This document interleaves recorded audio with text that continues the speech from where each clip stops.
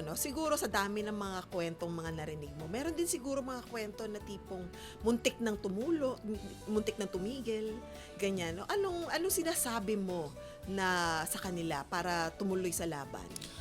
Yung pong mga kwentong yan, marami, no? At hindi lang po siguro sa barangay namin yung kwentong yan. Maraming mga kabataan na tila nawawalan ng pag-asa. Bakit? Napakahirap magpatuloy sa buhay kung ikaw ay nagmula sa isang broken family. Napakahirap magtuloy sa buhay kung anak ka ng labandera. Ako po anak ng labandera, ang tatay ko tricycle driver. Okay. So, nakita ko yung sistema. Kaya may mga pagkakataon na talagang kinakausap natin, binibigyan natin ng gabay. And kung kinakailangan natin tulungan, higit pa dun sa eskola na pinagkakaloob natin, bilang ama po ng barangay, ginagawa natin. Hindi dahil sa yung financial support na dyan magagawa po natin magbigay ng kahit pa ng tulong. Pero yung iparama mo sa isang tao na mahal mo siya, yung ipadama mo sa isang tao na kasangga ka niya, doon sa laban niya, yun po yung pinakamahalaga. Paano mo ginagawa yun?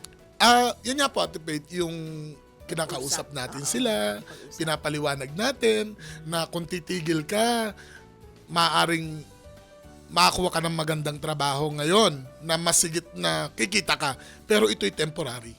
Pero kung makakatapos ka ng pag-aaral, sandata mo to habang ikay nabubuhay.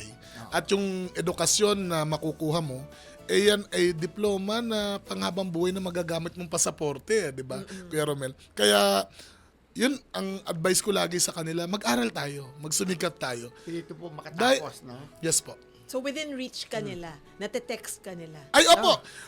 Ako lang po siguro yung kapitan na kahit i-chat mo ko ng alas 2, alauna, alas 3, nasagot po ako. Sasagot ka pa. Sasagot po ako. Opo. Patulog, Diyos ko. hindi ka patulog, no?